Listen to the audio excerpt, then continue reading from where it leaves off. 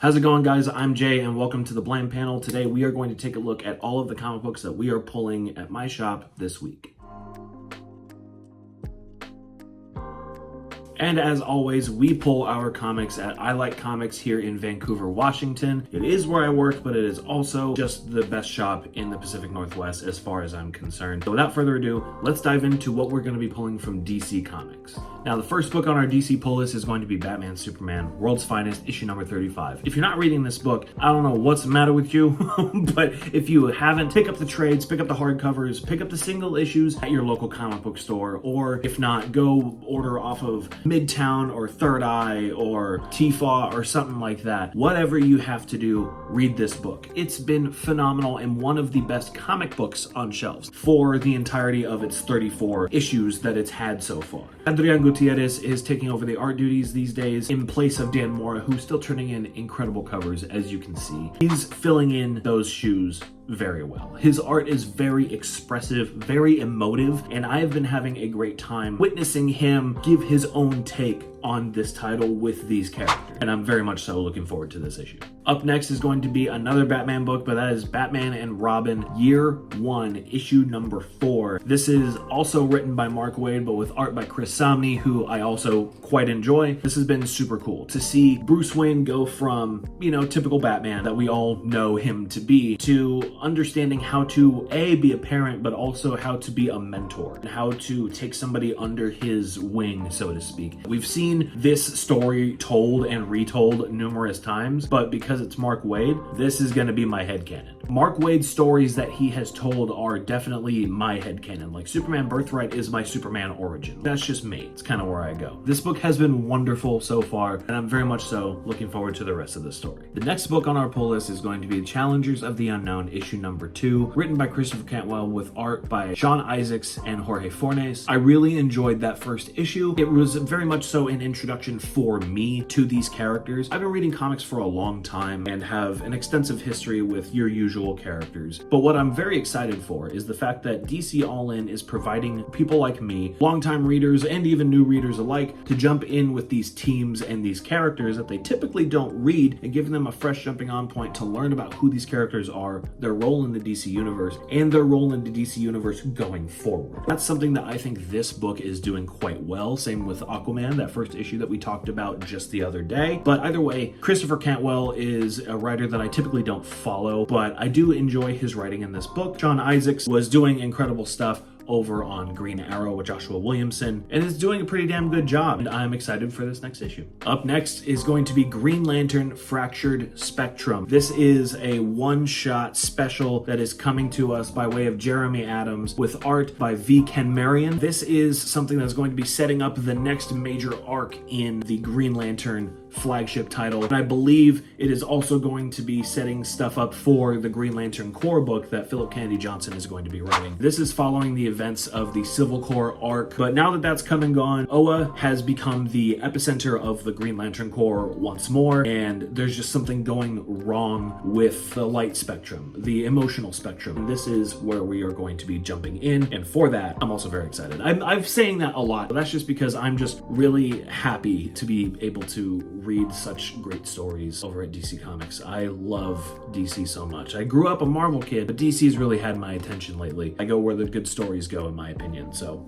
just happy about it. Either way, Green Lantern Fractured Spectrum making it onto the pull list. And then from Ram V and Evan Cagle, we have The New Gods, issue number 2. The first issue blew my mind. The idea is that Highfather told Orion that he has to put down this new god that has come to life and been born, so to speak, on Earth. He believes that it is the child of Barda and Mr. Miracle. However, it is in fact another character from the complete opposite end of the world, and that is just setting up something so intense when it comes to just family drama and then high stakes fourth world type stuff. I'm locked in with Ram V and Evan Cagle on this book, and I cannot wait for this second issue. Up next, we've got our boy, we've got our king, we've got our man. Nightwing is here with issue 122, written by Dan Waters with art by Dexter Soy. This is such an awesome new take on Dick Grayson. I loved the Tom Taylor, Bruno Redondo run. Of course, there were other artists that kind of came and went through that run. It's perennial, it's evergreen, and it is something that I will be putting in the hands of readers for years to come when it comes to the character, getting in on the ground floor and understanding who he is, how big his heart is, and why I feel he is the best of the best when it comes to DC Comics. However, this new take is kind of taking him back to the Chuck Dixon days of him being a bit darker, of just being somebody who is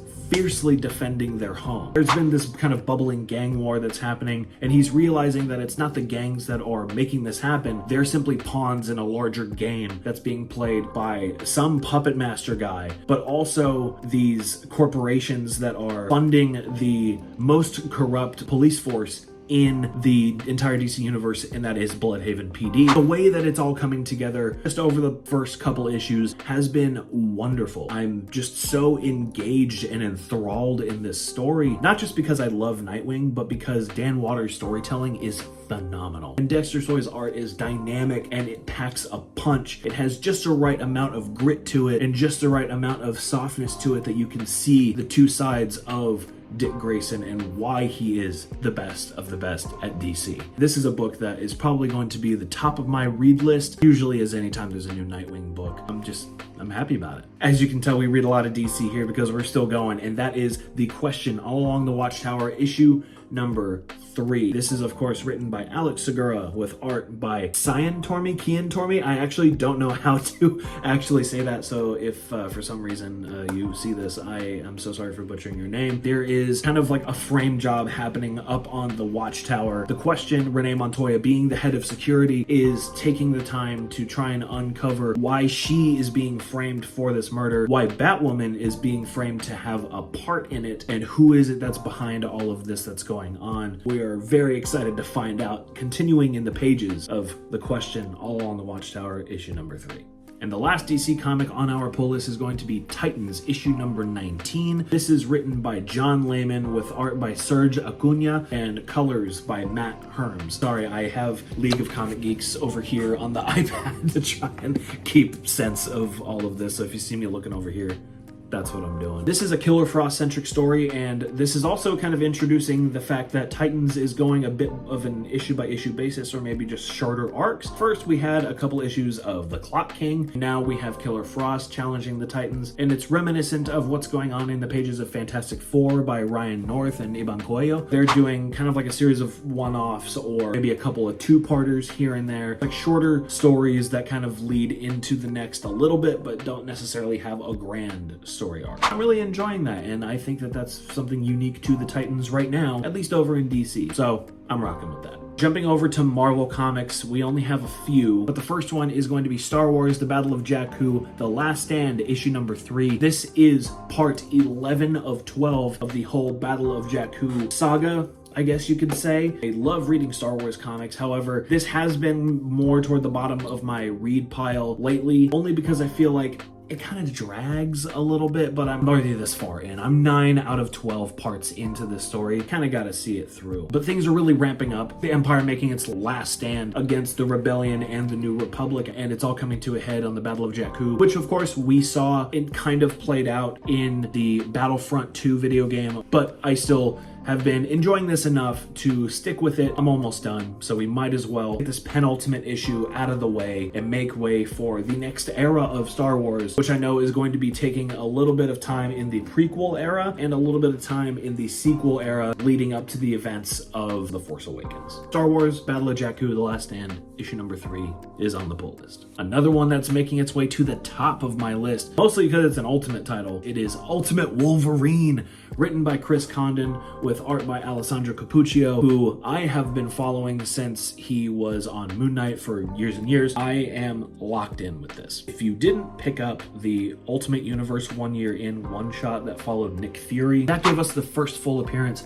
of Ultimate Wolverine, of, Weapon X / the Winter Soldier, which I think is awesome. Oh God, I can't contain my excitement for this particular issue. Everything that's going on in the Ultimate Universe has been so awesome. These books have been really leading the charge when it comes to Marvel Comics, in my opinion. And Ultimate Wolverine is just the newest ongoing book that I think is going to blow people out of the water. This is probably going to be one of the best series of the year, I'm hoping. Nothing is guaranteed, but I have a pretty good feeling about this. And this is our last Marvel book that's on our pull list, and it is What If Galactus Transformed Moon Knight. This is a one-shot that's from this 5-week series of what if books where Galactus transforms a different Marvel character into his herald and gives them the power cosmic. I'm only picking it up because I am a big Moon Knight fan. I saw the Hulk issue kind of come and go, saw the Gambit issue come and go this past week, but this one is the only one that's really intriguing me so far, so I'll pick it up and give it a read and see how it goes. The first Image book that we have is going to be G.I. Joe, issue number 3. Joshua Williamson, Tom Riley, Jordi Belair. This book has been incredible so far. The Energon universe is one of the best houses of storytelling that's been going on in modern comics. A lot of it feels very cohesive, especially between Transformers and Void Rivals, but the lead up to G.I. Joe was excellent. We had the Duke miniseries, we had Cobra Commander, we had Scarlet, and we had Destro. Now that we have the team fully realized, we can see how those two sides are clashing right away in these early pages, and I'm loving it. It's action-packed, a lot of fun character stuff, and we're already seeing a lot of very cool twists and turns when it comes to the history of G.I. Joe and where it's going in this series, and I'm locked in with it. Let's go. The next book on our indie pull list is going to be The Moon is Following Us, issue number 5. This is the end of the first story arc in this book by Daniel Warren Johnson, Riley Rossmo, and Mike Spicer on colors. I've been enthralled with this book. It's high fantasy, but it's also got a little bit of a sci-fi element to it. The idea is that these parents wake up to discover that their child is kind of trapped inside of her own dreams. They've been shown a way to find their way into the dream world to then try and rescue her and bring her back to reality. I'm very interested and very excited and almost a little anxious to see what's going to happen within these pages, because if this book has proven itself to be anything, it's proven itself to be equal parts exciting and heartbreaking and almost anxiety inducing, as Daniel Warren Johnson and Mike Spicer joints typically tend to do. Now, I'm a big D-Dubs fan and he's no stranger to making me cry, so I feel like this book, this issue is really going to be the one to do it out of the first 5, and I can only imagine what the back 5 are going to do for me. This has a wonderful spot high on my pull list, but definitely one of my favorite indie books out at the moment. Now, last but most definitely not least, this may be my number 2 book that I am most excited for this week. It's from Distillery. It's from Scott Snyder, one of my favorite writers of all time, and Jock, one of his best collaborators, bringing us a brand new series called You Won't Feel a Thing. I've heard Scott Snyder talk about this on various YouTube channels over the past couple of weeks, and I'm very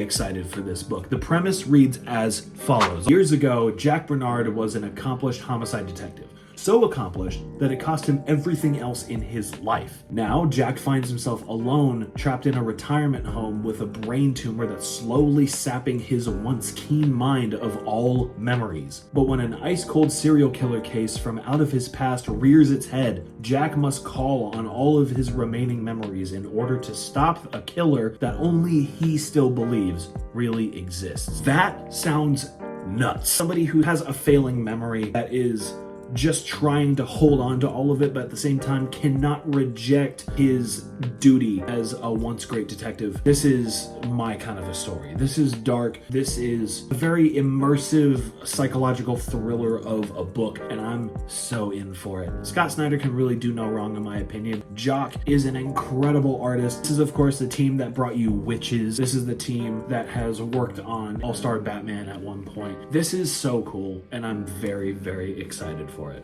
Either way, those are all of the comics on my pull list. I believe we're at somewhere around 13. Majority DC, a few Marvel books, and a couple of Image and Distillery titles there for you. What are you picking up this week? Let me know in the comments below. While you're at it, like the video, subscribe to the channel, and hit the bell icon so you don't have to miss out on anything that we have going on here at the Blam Panel. My name is Jay. Thank you so much for watching, and I will see you next time.